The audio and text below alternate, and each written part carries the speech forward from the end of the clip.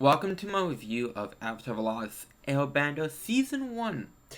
Avatar aired on Nickelodeon from February 21st, 2005 to July 19th, 2008 and was created by Michael Dante DeMartino and Brian Konietzko.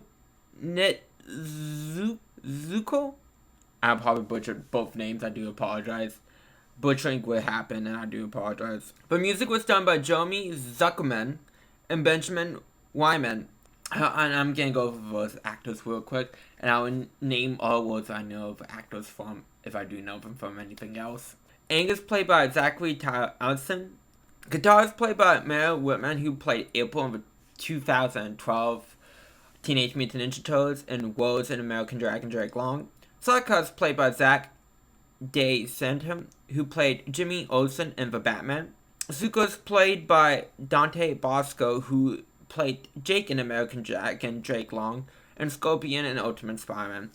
I was played by Meiko Awamatsu, who played Splinter in the TNT movie, but sadly passed away during the second season of the show. And Greg Barwin would take over the role of Iowa, who played Jack and Clawfish in SpongeBob, and Daddy Bailey in Sharon Showdown. And I just like to, when an actor, for whatever reason, does give a place, I just like to get that out of the way, so I'm not trying to remember, oh, this actor was replaced here for reviews. So that's why I discussed the tragic passing of Marco here instead of in season 2. It's just was making it a bit easier on himself. And on to the review, I will be grouping 2 parts together. There are 3 2 parts, which is kind of funny with the placement of them, because it's literally middle, beginning, middle, and end. I do find that funny in a sense. But on to episodes 1 and 2. We get explanation that the Fire Nation attacked 100 years ago, and the Avatar disappeared when the world needed him the most. The war has been going on for 100 years. Sokka and Katara go fishing. Sokka does improve of Katara's water building. The boat get destroyed by ice, the vanilla kind. No, really, the vanilla kind. Can you imagine, vanilla ice coming up and just destroying a boat for no reason? Sokka blames Katara because she's a woman. I do appreciate that this show doesn't back away from such themes or make it into such a cartoonish way, even though sometimes in real life people do take it in such a cartoonish way. It feels like just a very realistic portrayal of bigotry, and I do appreciate this show for that. 100%. Sokka's sexism but caused Katara to get angry, rightfully so, and causing them to find a boat trapped in ice. Katara frees him, which causes a light to beam up, like every 2010 summer blockbuster movie. They all had to have a beam of the sky. Avengers, Suicide Squad, Teenage Mutant Ninja Turtles 2, out of the shadows. I never saw that movie, but all I know about is beams and Andrews Casey. But besides the point, Zuko sees this and thinks it's the Avatar, and he has his Aiwa with him. The boy wakes up with his flying bison Aiba. The boy's name is Aang, and he is an airbender. Aiba can't fly right now, so he is swimming, and it's so adorable to see Appa swim. Zuko's honor depends on him capturing the Avatar. Aang says he doesn't know the Avatar, which is clearly a lie. One thing I do love about this show is a lot of the friendship expressions are just perfection. Aang has a bad dream about stone. Katara's grandmother mentions that no one has seen an airbender in 100 years. And she basically says they're all dead. Bluntly. But Aang doesn't really believe that. Aang can fly around using his glider. Zuko is a firebender, and so is his uncle. Aang doesn't know about the world, but before he can learn, he tries to go penguin sliding. Aang brings up that Katara should learn waterbending from the Novan Wavo tribe. Penguin slaying seems like fun when Katara and Aang came across like a old Fire Nation Navy ship during the sledding adventures. Aang goes in despite Katara's warnings. It dawns on Aang he's been trapped in ice for 100 years, which that would be like one of the most horrific realizations of my god, I missed out 100 years. Everyone I know and love is dead, basically. Or you'll assume. Like, that would be such a heart-wrenching moment. Aang sets off a booby trap on accident, which caused Zuko to spot Aang in the village. The villagers mad at Aang for setting off a booby trap. Aang gets banished. Katara tries to stand up for Aang, but fails. Aang sees the Fire Nation ship, so he goes back to the village. Sokka can't beat Zuko, but Boomerang comes back. Aang arrives at the village and says that he is the Avatar. Oh, Zuko reveals he's the Avatar. I mean, Aang does confirm it, so. Aang turns himself in so no one can get hurt. Katara and Sokka go after Aang on Appa. Aang is escaping and is trying to get his glider back after Zuko took it. Appa finally flies. Zuko found Aang, but Aang escapes, but Zuko finds him quickly again. It's a really fun cat and mouse thing they got going on. Katara, Sokka, and Appa found Aang. Aang waterbend. Katara gets in on the action. Aang and his gang escapes. Aang doesn't know how he waterbend. Aang opens up how he never wanted to be the Avatar. Aang needs to master the three all elements, so the gang is heading to the Nova and Water Drop so he and Katara can master waterbending. I like this two-part.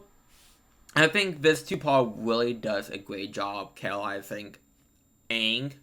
Because as soon as he wakes up, he goes like, well, I want to go penguin flying.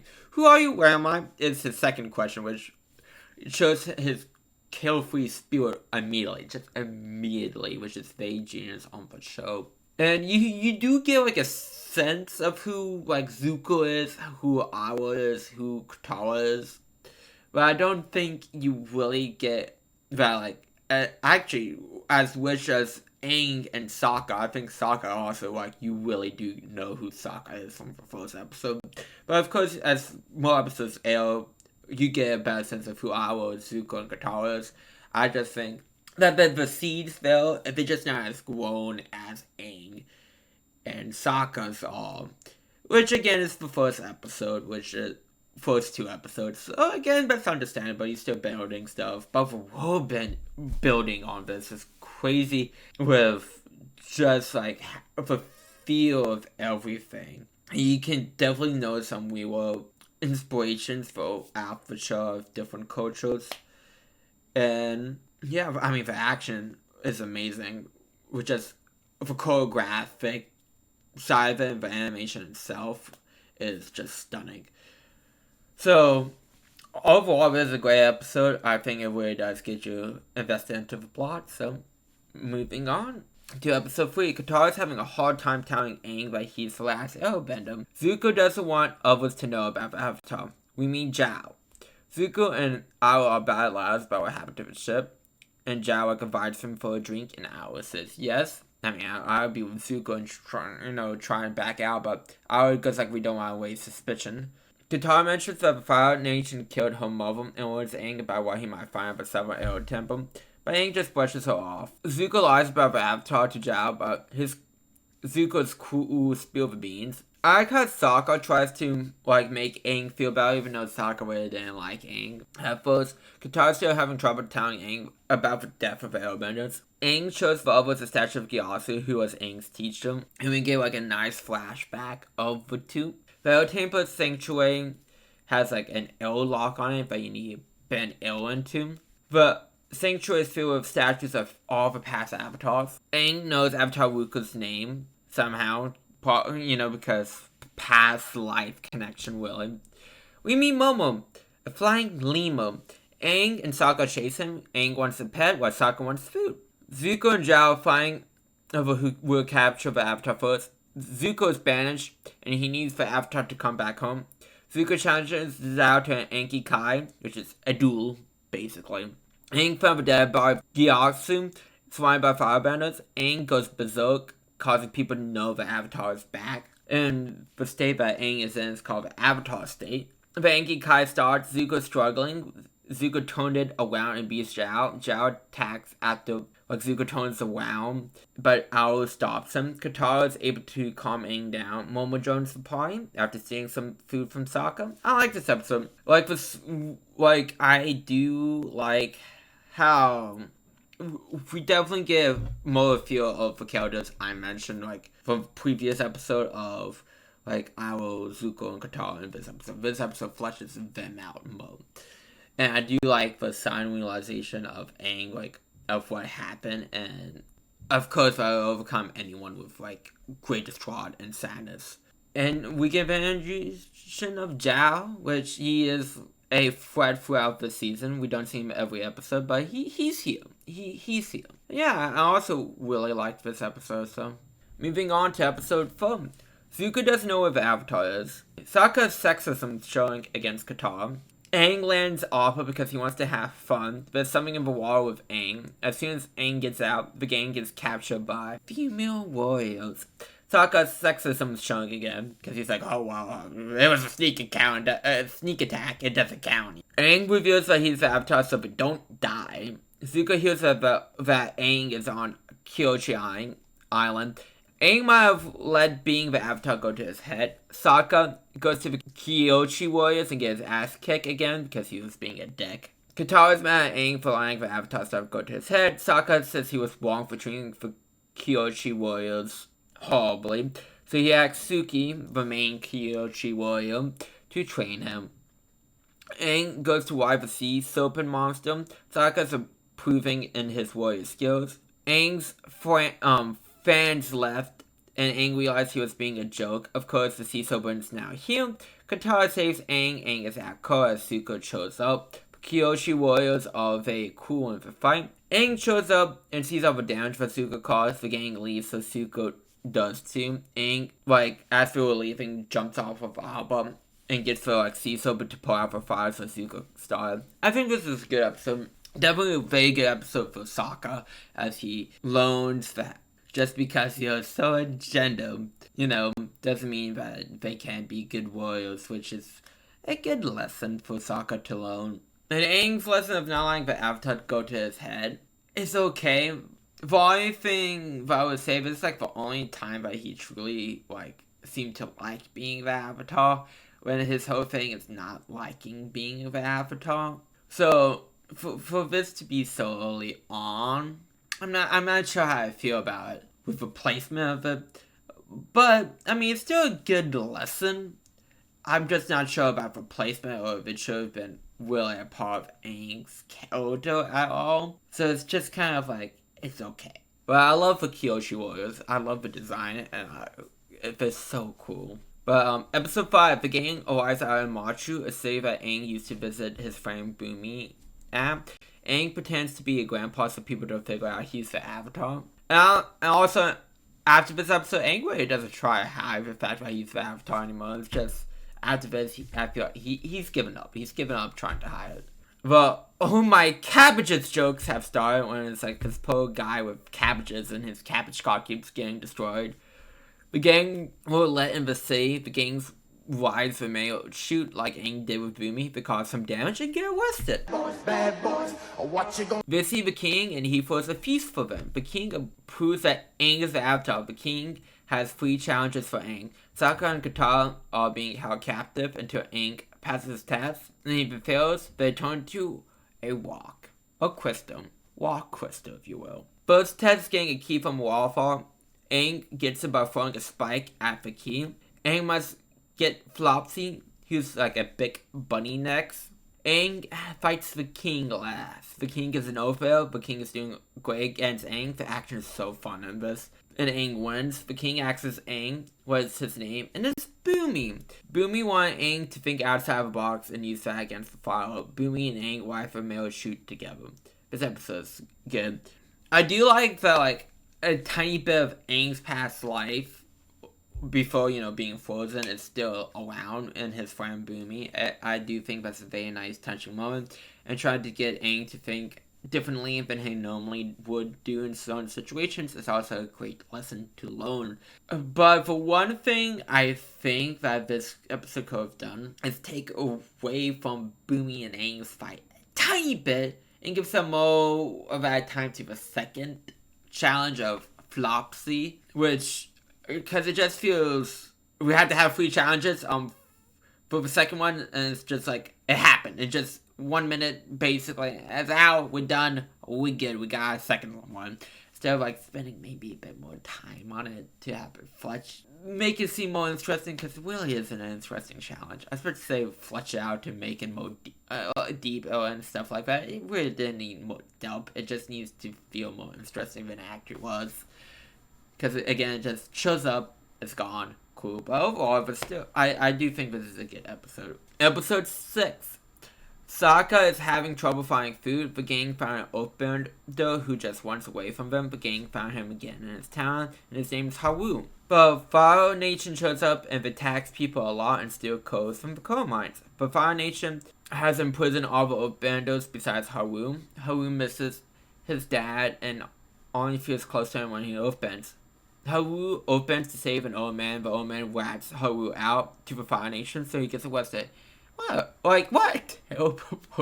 He literally saved your life, and you rat him out to the government, basically. I mean, people would do that. I'm not saying that's unrealistic, because people would certainly do that, but it doesn't mean he is a shit pussy.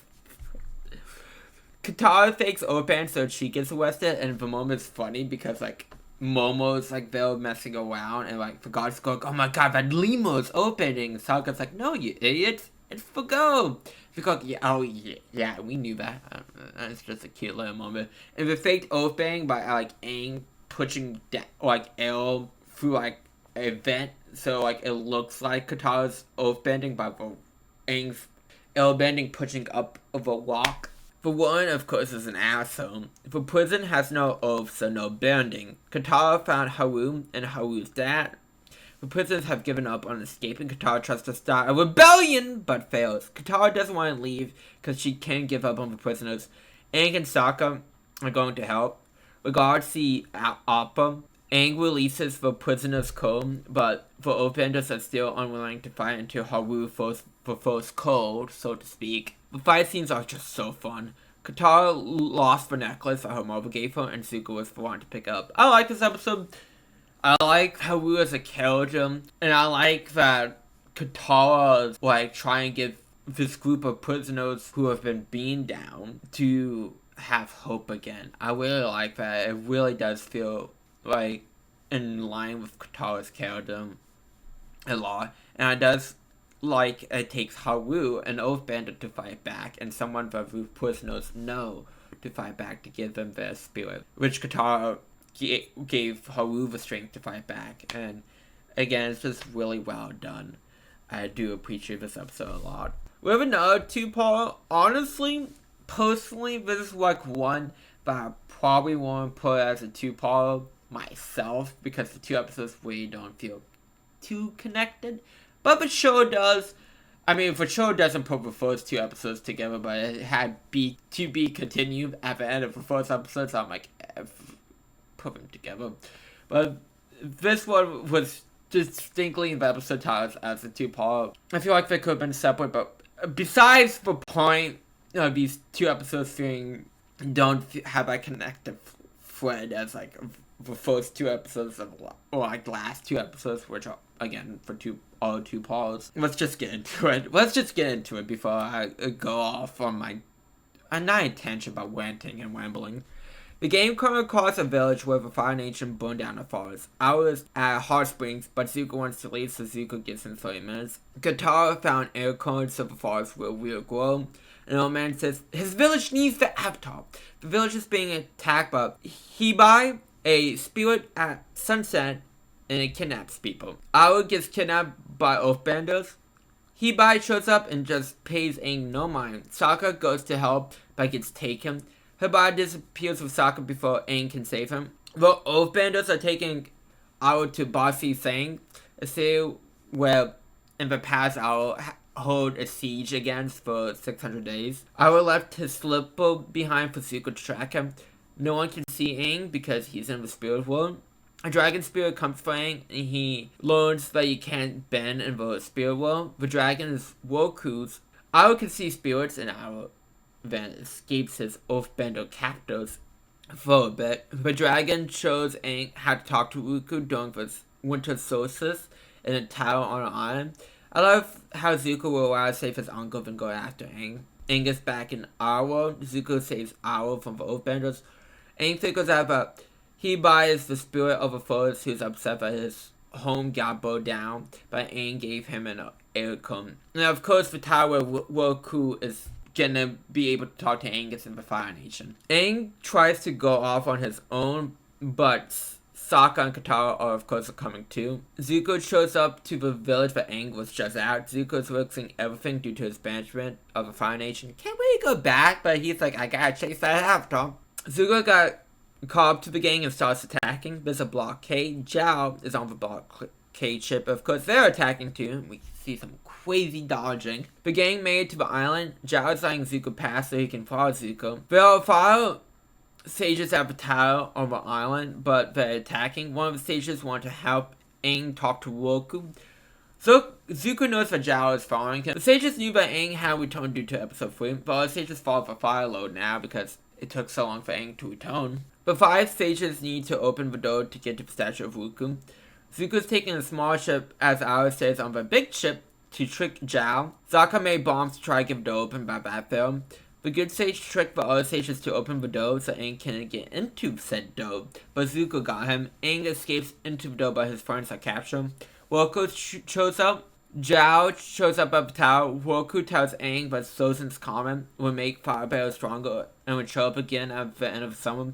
This is when the Fire Lord would try to end the world. Aang needs to master all the elements by that time. Aang can talk to Roku when he needs to. Roku takes over Aang's body to help him escape and destroy the temple. I like this episode a lot. But again, besides the fact that it doesn't feel like a true 2-part, I mean, the corrected thread of, we need to get to Roku Island and like onto the tower so we can speak to Roku is throughout both episodes, but like this show is a continuous story throughout and continuous plot. So of course, like they'd be like, oh, we need to do this in one episode, then do it in the next, so fast a go to get to.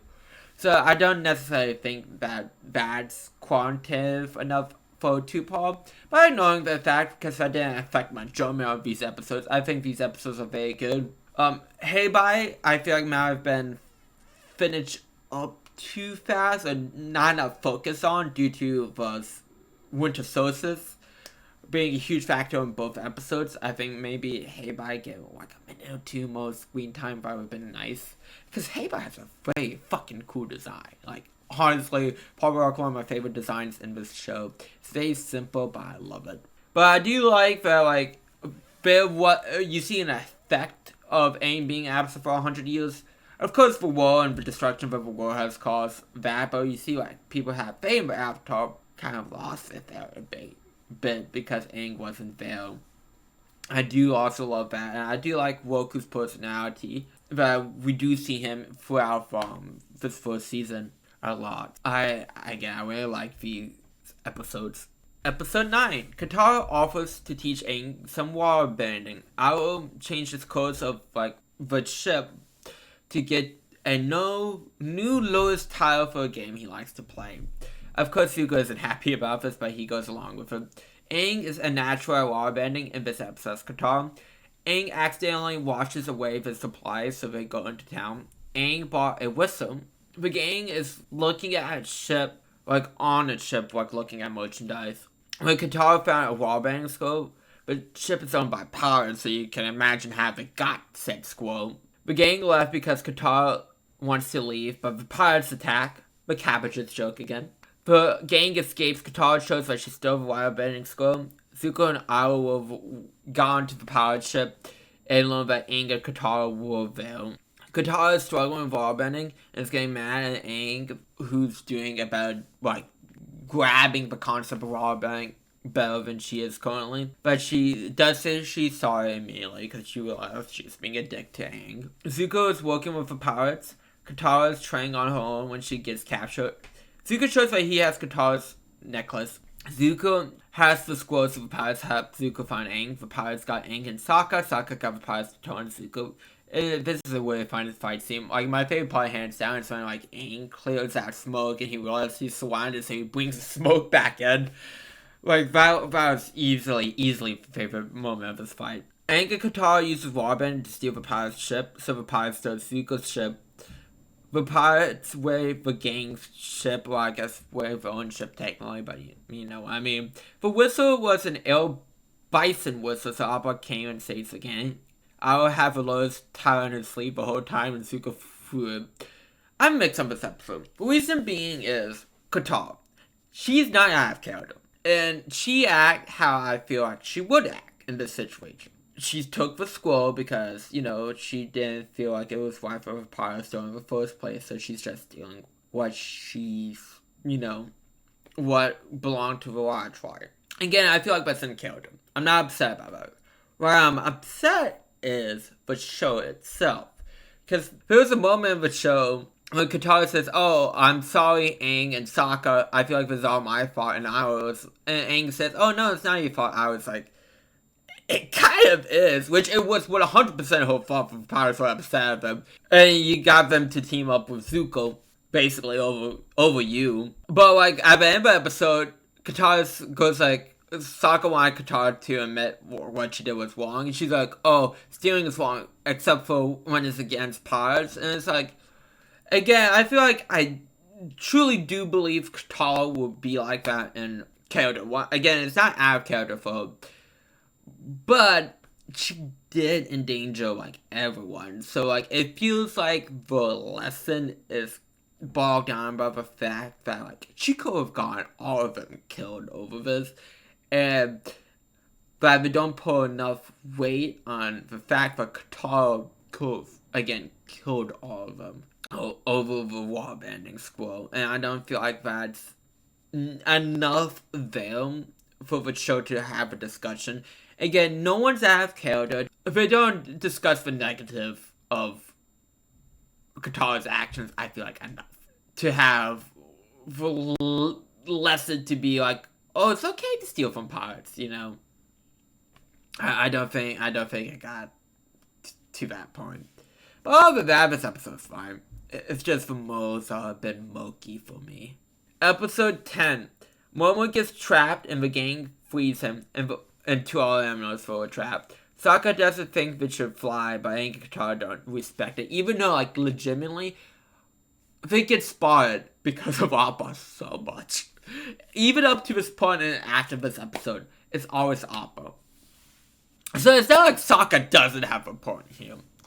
They walk into a Fire Nation camp, and a group of people help the gang. The leader of the group is named Jet. And there are freedom fighters. The freedom fighters find explosive gel. And everyone goes to freedom fighters space. Jet's parents got killed by the Airbenders. Jet attacks an old man, but Sokka stops him after Jet warps him. Jet claims that the old man had poison on him after Sokka told Katara and Aang what happened. Sokka doesn't believe the whole poison story. Jet wants Aang and Katara to fill a dam up with water to stop a Fire Nation from setting fire to the forest event. Sokka sees that Jet wants to blow up the dam to wash out the town just because the town has Fire Nation residents in it. And those are innocent people. But Jet doesn't give a shit. Sokka gets caught but escapes. Aang and Katara sees that Jet plans on blowing up the dam. Jet is fighting Aang and Katara, and the dam blows up before Aang and Katara can stop it. Sokka saves all the villagers by, like, going down there and warning them, "Hey, you can't get flooded." And, like, the old man from Oil advocated for Sokka because Sokka showed the old man kindness. I like this episode a lot because it shows casualties of war should not just be like, swept under the rug. But Sokka can be wrong sometimes, but he also can be right, so you shouldn't, like, just brush him aside for his opinion. So I do like both those aspects a lot, and I really like Jet's character. He was very compelling, and I really like his I don't even know what I would call his weapons. Staff, crowball stabby things. I don't know what particularly called. But moving on to episode 11. I'm smiling because I'm so happy to talk about this episode. Katara and Sokka are fighting over the camp, they're all criticizing each other, but Aang's also about going, you two just switch jobs. The gang are have a great divide. The two tribes, the Zhao and Don Jin, who want the guy to take them across the Great Divide, but they hate each other. So they go like, well, we're here first. Oh no, I'm here first. Aang says that both tribes can travel together and operate with fire but elderly and sick. No food is allowed in the Great Divide because it attracts aminos.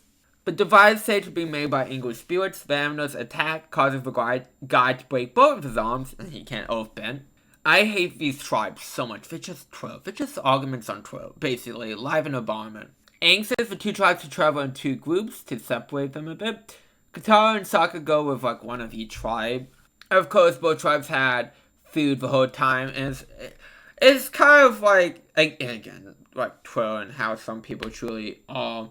And it's I really forgot what tribe name is which, to be honest. I don't care enough to try and remember, because they both irritate me to no end, so they're one of the same to me. Because I just don't care enough, because the one that's I guess neat proper is just well, we knew the other tribe had food, so we bought food, and the other tribe was more relaxed about those sort of things. So well, we knew that tribe, the other tribe would think we brought food, so they would bring food, so we brought food. It's just you both are correct, but really. And of course, each had a story about how each tribe, how each other wronged them. It's about a guy carrying a secret orb, and it depends on your story that the secret orb was stolen, or that the person tried to help bring the secret orb to its location by guy wrongfully arrested for stealing the secret orb, depending on, your tribe and what you want to believe in. Sokka and Katara try to chew Aang's ears off who's the better tribe. I'm glad the drop went so quickly after this, because I was I cannot stand any more bickering right now in this episode. The tribes start attacking each other because of Aang's poor choice of words. Aang found out that everyone had food. More aminos attack. They used the aminos to get the tribes to stop fighting and get out of the Great Divide. Aang lied about the history of the tribes to get them to stop fighting. I'm not a fan of this episode. I don't think Aang lying is a great resolution. Because he goes oh, it was just a game when we were babies. It's just okay, Aang. It doesn't feel in Aang's good nature to lie about something like this to get to stop fighting. It does feel a bit contradictory to that, in my opinion. And again, the tribes are insufferable. I hate them both. There's no good thing about them besides, I guess, Robin's voice actor from Teen Titans Go is one of the tribe members. He also votes a magician in a later episode. But also one of the tribe's flashback looks like the eye catchers from Golan Gone. That's a positive. I'm struggling. I'm really struggling to say anything about this episode. I was struggling through this episode. I didn't want anything to do with it. It's just not good. And with something like this, yes, it is very hard to resolve an issue like this for obvious reasons. He said, she said. But lying like this can't be good. What if I find out you were lying? It's just it just doesn't feel like a good solution to the issue I had in general. Well, or not, it truly contradicts Aang's character or not, which I do think it does. But moving on, episode 12, Aang is having his dream about his storm again. Ao thinks that a big storm is coming, but Zuko doesn't believe him. The gang is out of money, so Saga goes with a fisherman out to sea. Zuko's crew doesn't like how he treats them, but Ao breaks it up. The storm is in fact coming. The fisherman is mad at Aang for disappearing for 100 years, and Aang runs away when Katara says it wasn't his fault. Aang tells Katara his backstory. The ill nomads told Aang that he is the Avatar because of toads he chose as a kid. They told Aang soon know the normal than like the past Avatars would have been told, because the monk sensed that woe is coming. And then we hop back to like Ao, who tells Zuko's crew Zuko's backstory. Zuko wanted to go to a world meeting. He was wanting to keep his mouth shut. But Ao, Zuko says they shouldn't send troops to die. But that was a no-no. Back to Aang. Everything started to change because people knew that Aang was the Avatar, and people started to treat him differently. Gyatso was really the only one working out for Aang. Back to Zuko. Pablo wasn't happy about Zuko's output, so Enki Kai was set to take place. Zuko was surprised that he had to fight his father. Back to Aang. Aang was going to be sent away because the ill monk said that Gyatso was trying to baby Aang. Aang went away during a storm, causing him to crash into the sea and frozen ice with Appa. Back to Zuko. Zuko refused to fight his dad and begs for forgiveness. His father gave Zuko his scar and banished him. The only way back is to capture the Avatar. And then we're back to the present. Aang and Katara go out to find Sokka and the fisherman. Zuko's boat was hit by lightning, and an arrow can redirect lightning, which is very cool. Zuko saved one of his crew members over, like, chasing the Avatar. Aang found the fisherman and Sokka and saved him. I love this episode. I love how much that they give into, like, in depth of Aang and Zuko's character. Especially Zuko. Like, not that I don't appreciate Aang's backstory, I do think that really freshes him out and freshes out Aang's mindset throughout this season and past episodes too. But like Zuko, you really see why he's so determined to capture the Avatar. To him, it's literally his everything. He can't go home until he captures him, and you see why.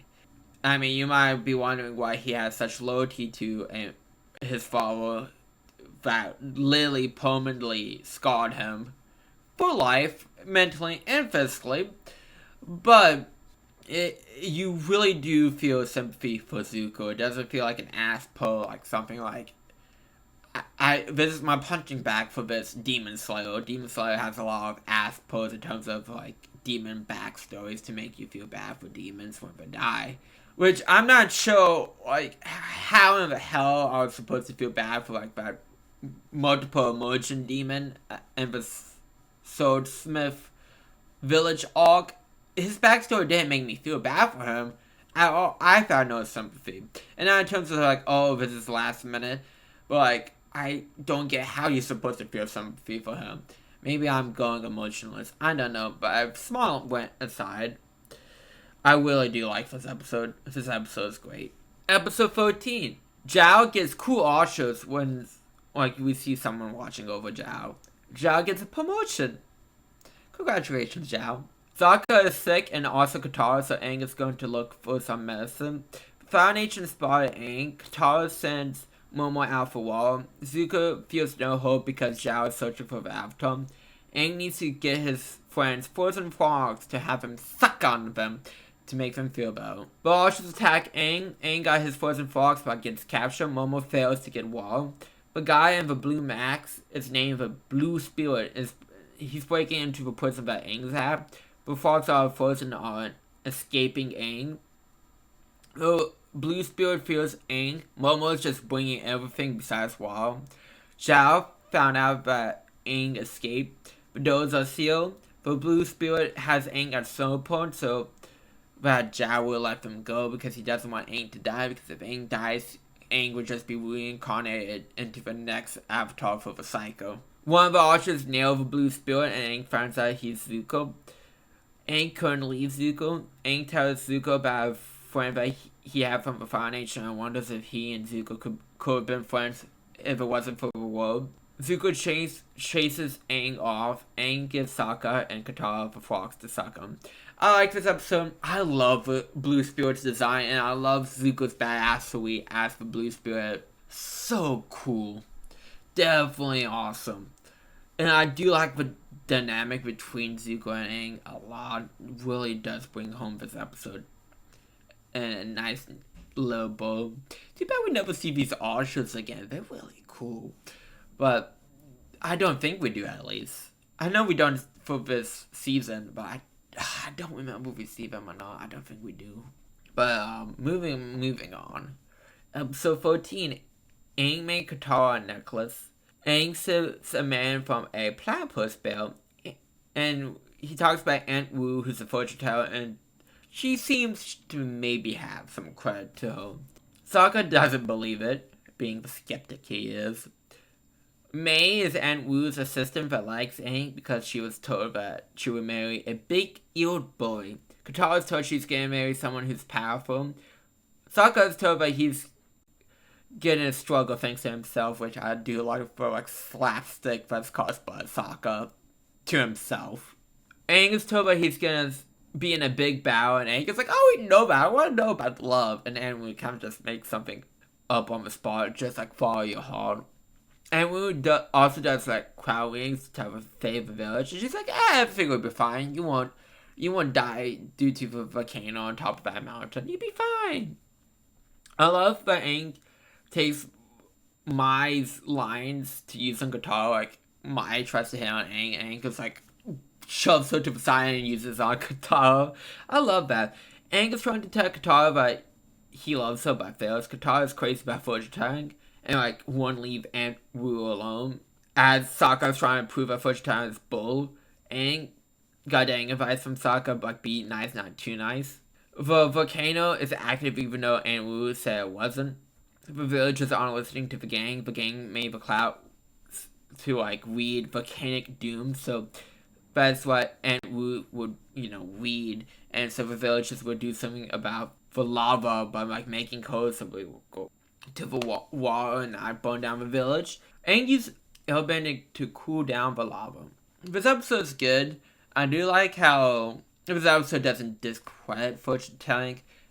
It's like you can believe in fortune telling because one of the believers in Wu was like, she technically wasn't wrong. The village wasn't burned down by lava, so her prediction was correct.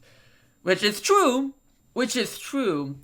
that the village wasn't burned down, so technically she's correct. But if it wasn't for the gang smelling, realizing that Aunt Wu was wrong, that wouldn't have happened. And Aunt Wu tells Aang, hey, just, follow your heart, you can't go wrong.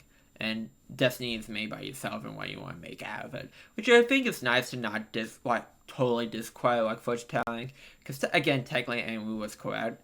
But it also does for follow your own destiny. So I do like this episode. It does have some enjoyable moments. And I do think it does do the devil's application very well for this topic. Episode 15.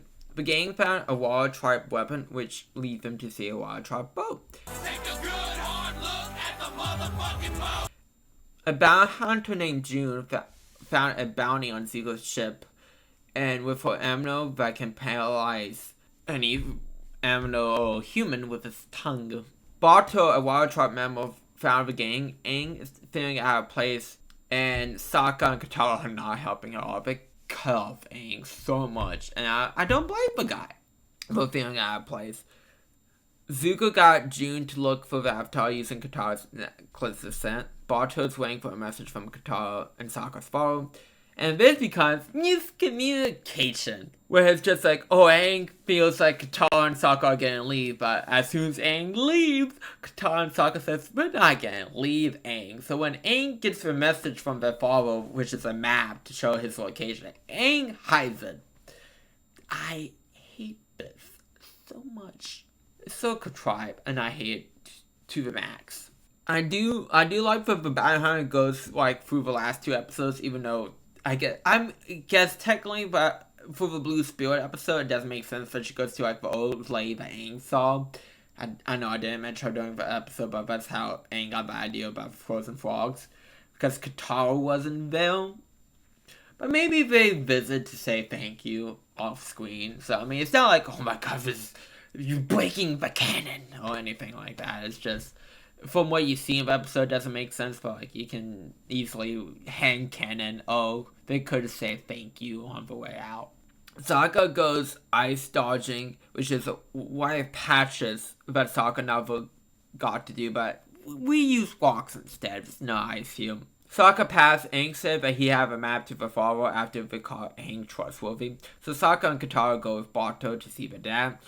And then Sokka says we should go back. Bato goes to see Sokka and Katara's dad alone, but gives Sokka the map. Zuko found Katara and Sokka, and the beast paralyzed Sokka and Katara. Aang comes in, and nice to see Appa really getting into the action. This is a fun fight scene, and Aang got Katara's necklace back.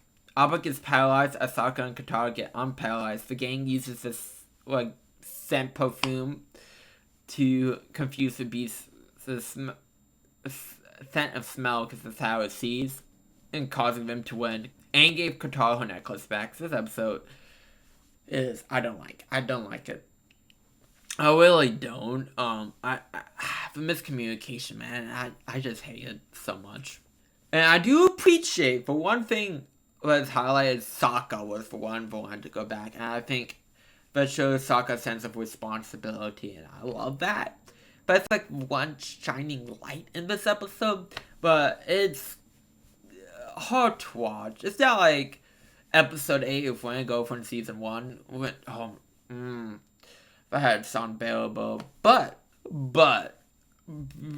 it is kind of just hard to watch because it's just like talk to one another. Talk, please, I'm begging you. But episode 16, the gang goes to a fire ancient festival so Aang can see fire bending up close. The festival seems kind of fun. Katara gets caught on stage for a magic trick. Aang ruins the magic trick and gets into trouble. Someone helps them. Appa comes in with a save after Aang uses the bison whistle. The man that helped them is called Shay, and he serves Zhang, who left the Fire Nation army. Aang wants him to teach him firebending. Shay was not supposed to look for the avatar, so he gets in trouble. Zhang doesn't want to see Aang because he hasn't worn water and earthbending. Zhang sees fire as a source of destruction, and one needs to control it. Roku comes in and got Zhang to agree to teach Aang. The teaching begins with poses and breathing. Aang is trying to watch through his lessons because he goes like, I just want to learn fire now. Aang says he's sorry for this. Aang gets to now keep a leaf from burning. Aang learned firebang by trying to watch it, and he accidentally burned Katara. Katara learned that she can heal. Zhao attacked Zhang. Zhao was his student. Aang swears to never firebrand again. Aang shows up as Zhang and escapes. Aang fights Zhao and gets him to burn down his ships to the ground. I like this episode. I like how it shows that watching through things isn't a good thing. And since Aang tried to watch his firebrand teaching Aang, knowing his teachings, he accidentally burned Katara, which of course is something he would never do on purpose. And of course that would leave a mental scar on him because he was being reckless with fire, which kids don't be reckless with fire. That's also a lesson even though you really should be watching for videos. For Waz's videos ain't appropriate for children. But I do like this episode, but I find this episode very good. Episode 17. Aang learned that there might be airbenders of a Novan Air Temple. Aang can tell that the people aren't actually airbenders. The gang meets Teo, a boy in a wheelchair that can be equipped with a glide, which is very cool. I like that. Aang is upset that the temple is different. The gang met the mechanics, and he explains that a flood causes people to find a new home of a Novan Air Temple. Sokka likes the mechanics and his inventions. Aang refuses to open the airbending door because it's the last thing would remain the same from like 100 years ago. There's a room with gas in it, and they need to find a way to detect it. Oh, it was boom boom. Katara is gliding. Aang is going to open Vidova tail. Sokka and the mechanics fall to have a gas smell like raw egg, so we know where it leaks. There's a bunch of Fire Nation stuff in that Eldo lock room, which is ironic because Aang thought it would be the only thing to be untouched and it's covered in Fire Nation shit. And the mechanics is making stuff for the Fire Nation because they want to destroy the settlement, and the mechanics are like, nah, can't have that. Aang attack the Fire Nation soldiers when they come for weapons, so they'll attack in a bigger force. Sokka helps the mechanics with a war balloon. Air attacks against the Fire Nation is super effective until they bring in the tanks. The tanks uses walls so Katara can take some of them out. The war balloon shows up and Sokka uses the fuses plus gas egg to make a big boom boom. Aang saves Sokka and the mechanics. The Fire Nation found the air balloon and are taken good. I like this episode. Again, this is one of the episodes along with the power episode with its modes. Oh, everyone accent character, but the mode is not fully where I want it to be. Also with a Great Divide too. Because I do think it's a important lesson for Aang to realize the world has changed in 100 years.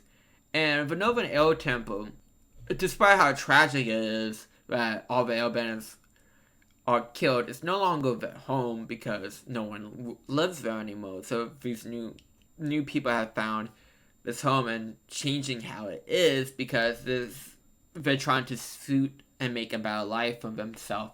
Now, well, the hiccup is in this lesson is this is history. They're destroying history. Which, I mean, I know a bunch of old homes get, like, renovated and stuff like that, but lately, no one has regard for the history of El Temple besides Aang. Lately, knocking down statues and be like, well, we need to make a bathhouse or whatnot.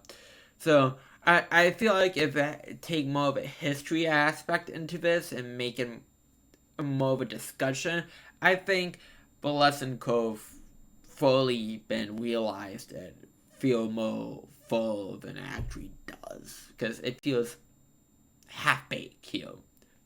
Well, I should say 75% baked. But other than that, I like this episode very much. And I like to see Sokka, like, showing how smart he is in this episode. Because Sokka, it might be a goofball. He's a smart goofball. Episode 18. The gang arrived at the Nova Water Tribe with a culture. They attack them, but like it never brought up. They don't mention, oh, we're being attacked. It just happens. The Fire Nation plans on attacking the Nova. Zhao comes on Zuko's ship. Yue is the princess of the Nova, and Sokka got a crush on her. We learn of Master Parku. Sokka acts out Yue. Parku takes the Avatar as a student. Zhao took Zuko's crew to help him attack the Nova. Zhao knows that Zuko is the blue spirit, and you should see Zhao like staring at his souls on like mounted on Zuko's wall, and he goes like, oh shit, he was the blue spirit. I love the tension. You can cut it with a knife. I love it. Katara can't learn waterbending because it's forbidden for women to learn waterbending of a Nova. They can only learn healing. Aang started training. Yue said she would go out with Sokka. Zhao hired the same pirates from a couple episodes ago. Aang is struggling with waterbending. Katara and Sokka's grandmother was born of a Nova and left before she can get her melee because she was in a marriage and she wanted to back out. The pirates bombed Zuko ship with him in it, and again another scene where you can just cut the tension with a knife. You see the pirates sneaking on the ship, and like. And the moment that Zuko truly realized, oh shit, is when like the pirate's little dinosaur powered thing is mountain crawling and Zuko's like shit. And then the ship blows up. Yue backs out of the date. Aang is going to teach Katara, but Parku found out and won't teach Aang. Katara challenges Parku to a fight. I will join Zhao to attack the Nova. Parku vs. Katara is a fun fight. Parku wins and is the one who made Katara's necklace because he made for Katara's grandmother and it's been passed down for family. Zuko is still alive and is working with his uncle. Sokka chases after Yue. Yue kisses Sokka and then says she's going to be married to someone else. But Yue, Sokka, love triangle. I hate everyone apart from triangle. Because they all know it's wrong. Besides, well, actually, they're all wrong.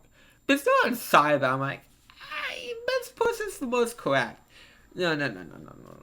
They're all terrible people at this. Sokka's chasing after a woman he knows is set to be married and taken. Yue leads on Sokka, and her groom to be Han is just an asshole. He's like, oh, I'm just supposed to marrying a princess. He doesn't even like Yue.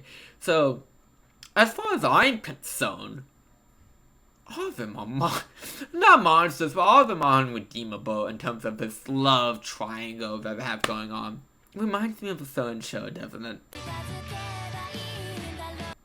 Paku trains Katara and Aang. This episode's a mixed bag, mostly due to the love triangle shit. Again, makes no one in that likable, but I do like the stuff with Paku, Katara, and Aang a lot. I really do like Katara. Not fighting for Aang, she's fighting for herself when she challenges Paku to get, even though Katara originally tried to get Paku to training again after they got caught training together, but after Paku threw some words at her, she's like, now is this not about Aang anymore? This is about me and him. I do appreciate it. I do like that a lot. So half of his episodes are enjoyable to me, but other half not so much. And then we have a season finale, episodes 19 and 20. Katara has gotten way to get a water bending, but Aang is still having some trouble with it. Sokka got Yue to take a ride with him on Appa. Stop pursuing this. Stop pursuing Yue, Sokka. Fire Nations have an oath. Arrow warns Zhao to be careful, of course he doesn't care. Yue says stop it to Sokka because she likes Sokka more than the person she's gonna marry. And she wants to stop seeing Sokka because of it. The Fire Nation attacks. Aang takes down a ship, but realizes there's a shit ton of ships. Sokka makes fun of the Fire Nation outfit that Vanova has because it's so old. Of course, the leader of the warriors is Han, he earns to be. Waterbending gets stronger with the full moon. It gets stronger at night because of the moon, but especially because of the full moon. So the Fire Nation is taking a break from attacking. Aang feels overwhelmed. I love Zuko and Ao's relationship when Zuko's about to sneak off on his own. Ao's like, hey man, you're like a son to me, and I don't want you to die like my son. I really appreciate that moment between the two. I really love it a lot. Sokka picked a fight with Han, and Sokka gets kicked off the mission to sneak on for Fire Nation ships. Aang wants to talk to the spirits for help, but Nova has a place as a spirit show. Yue's father wants Sokka to protect Yue, and that's why he took him off the mission. So it's like Yue's father, who's the leader of the Novan Water Tribe, knows that Sokka's a bad match for Yue. But they don't address the fact that she's an arranged marriage. It's bad. The romance part's the worst thing ever. It's terrible. Zuko makes it to Beno. Zuko shows up after Aang crosses over to the spirit world. Katara beats Zuko until the sun comes out, then Katara loses. The Fire Nation starts the attack again. Zuko took Aang. Sokka, Katara, and Yue are looking for Aang. Aang is in the spirit world when Roku shows up. Zuko's not having fun in the snow, so he takes shelter in the cave. Ruka says the water and moon spirits are in the human world, and Aang needs to ask Ko, the face stealer, for the location. And you can't show emotion or Ko will steal your face. Zuko feels like he has always struggled in life, but I made him who he is. The Fire Nation is doing well against the North. Han failed to kill Zhao or really do anything. Zhao literally trips him over the ship, and yeah, that's the last we see of Han. Way compelling powerful triangle. Zhao knows what the moon and water spirits look like because he found a secret library in the past with that info. Ko steals the face of a past avatar's lover. Ko warns Aang, but Zhao is planning on killing the moon and ocean spirits. While the fish in the spirit pond back in the north. Haibai comes back and sends Aang back to our world. Aang wakes up and the gang saves him. Aang takes Zuko with him when he's unconscious and can't leave him to die. Zhao captures the moon spirit. Yue got her life thanks to the moon spirit, so she's part moon spirit. Everyone tries to stop Zhao killing Arrow, but he kills the moon spirit anyways. Zuko, we see Zuko escapes. Aang uses the ocean spirit to ratchet. Zuko attacks Zhao. Yue gave up her life to save the moon spirit. The ocean spirit leaves Aang, and the ocean spirit takes Zhao. Zuko tries to, save Zhao, but Zhao refuses Zuko's help because of his pride and, to be saved by the banished prince would be a disgrace to him. Parku's going to the south. Katara is Aang's new wall-bending master, but Philo is upset at Arrow for being a troll and Zuko for not getting the mission down, and is saying someone to eliminate the situation. This finale is okay. I do feel like it's a bit bloated in some places. Again, the love triangle is shit. But I do like the Spirit World parts. I like Zuko's parts 100%. And I really do like Aang a lot of this. So, with all that being said, I think Avatar Season 1 is a very good show. Avatar The Last Airbender, excellent show. There's some parts, even of gray episodes, I'm not the biggest fan of, and some episodes I really don't like. So I feel like a fair score for this show would be an 8 out of 10. This show's very great world building. Has very great characters. It's just some episodes stumble a bit for me, and some episodes do have aspects I don't like, but of course, not every episode can be 10 out of 10.